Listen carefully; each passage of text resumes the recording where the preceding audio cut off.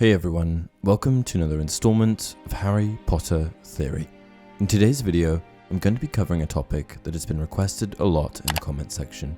I had made a video on this topic previously, but that was near the beginning of the channel and I didn't do a very good job of it, so now I'm here for redemption.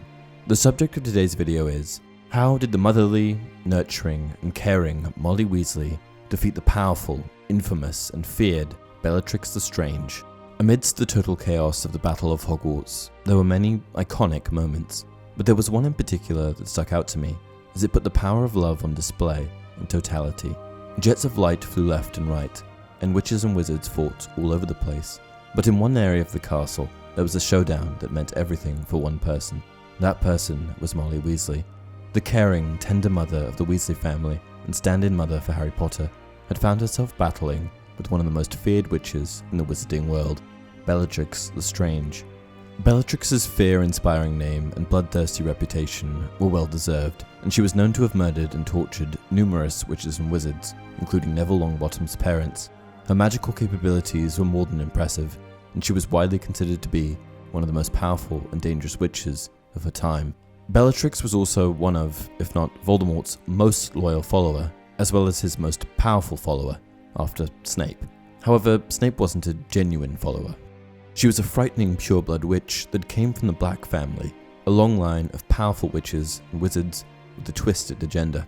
She was personally responsible for murdering Sirius Black and Infodora Tonks, and she showcased an affinity for the Cruciatus Curse, and displayed considerable knowledge in the realm of the dark arts. Not only that, but she was also an expert duelist, charms expert, powerful occlumens, and tenacious warrior. Molly Weasley was, well, Molly Weasley, a motherly figure known for her love and her ability to nurture and care for those that she was close to. She was never stated to possess any sort of insane magical power, but what she did have was an edge, a side of her that didn't come out very often. This edge, of course, only came out when those that she loved were in danger, and in the Battle of Hogwarts, Bellatrix and this other side of Molly were introduced. To set the scene, Bellatrix was first fighting Hermione, Luna and Ginny. The three young witches, collaborating together, were equalizing with Bellatrix. But when Bellatrix shot a killing curse that was so close to Ginny that she missed death by an inch, Molly had to step in. She had had enough. Let's explore the text further. "Not my daughter, you!" yelled Molly. Mrs. Weasley threw off her cloak as she ran, freeing her arms. Bellatrix spun on the spot, roaring with laughter at the sight of her new challenger. "Out of my way!" shouted Mrs. Weasley to the three girls, and with a swipe of her wand, she began to duel. Harry watched with terror and elation as Molly Weasley's wand slashed and twisted, and Bellatrix Lestrange's smile faltered and became a snarl. Jets of light flew from both wands. The floor around the witch's feet became hot and cracked. Both women were fighting to kill. "What will happen to your children when I've killed you?" taunted Bellatrix, as mad as her master, capering as Molly's curses danced around her. "When Mummy's gone, the same way as Freddy, you will never touch our children again," screamed Mrs. Weasley. Bellatrix laughed, the same exhilarated laugh her cousin Sirius had given as he toppled backward through the veil. And suddenly, Harry knew what was going to happen before it did. Molly's curse soared beneath Bellatrix's outstretched arm and hit her squarely in the chest, directly over her heart. Bellatrix's gloating smile froze. Her eyes began to bulge. For the tiniest space of time, she knew what had happened, and then she toppled, and the watching crowd roared, and Voldemort screamed. And just like that, Molly Weasley defeated the infamous Bellatrix Lestrange. But other than being on the receiving end of a curse, what actually caused Bellatrix to die? What curse did Molly use? In the film, why did Bellatrix explode? We all know that Avada Kedavra is the killing curse, and that it would be the obvious spell choice that one might use when wanting to kill someone. But the text doesn't ever indicate that this is the spell that she used.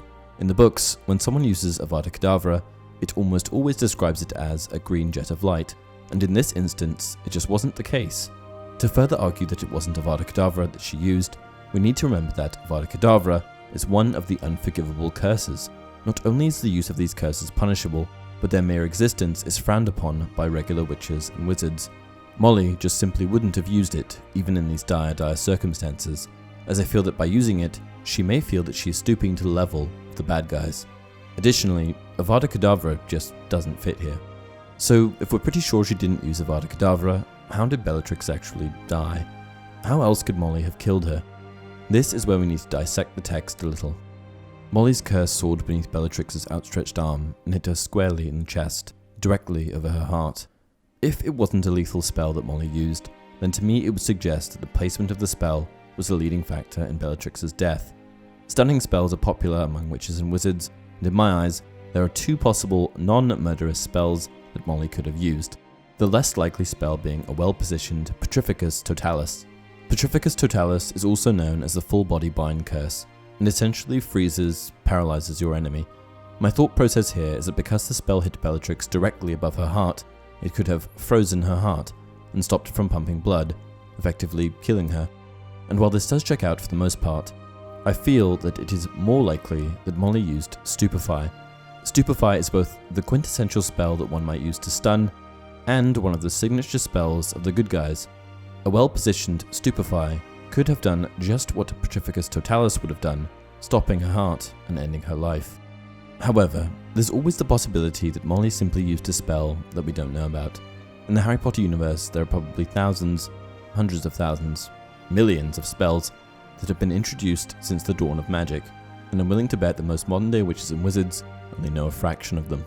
There's a whole restricted section in the Hogwarts library filled with books on magic that witches and wizards aren't supposed to touch, and if we go by the scene in the film where Bellatrix was defeated, it's clearly quite powerful magic. She basically freezes and then blows up. It's like a Petrificus Totalis and a Bombarda Maxima all in one, but whether there's a one-spell solution for this result or not is anyone's guess. In fact, if we look at her death in the film, and I know that the book is a much better way to dissect this scene, she actually does use two spells, a white spell that could very well be Petrificus Totalis, and then a red spell, which could very well be Bombarda or perhaps even Reducto. What we have to remember about Molly Weasley is that before she was Molly Weasley, caring mother figure, she was Molly Pruitt, a witch that came from a long line of powerful witches and wizards. I'm more than willing to bet that Mrs. Weasley is a lot more than meets the eye, and just because she's unassuming, it doesn't mean that she doesn't know a lot of powerful magic. After all, Molly Weasley destroyed Bellatrix Lestrange. And that's it for this video. If you enjoy the content, please like the video and subscribe to support the channel. What spell do you think Molly used? Let me know in the comment section below. Until next time, it does not do to dwell on dreams and forget to live.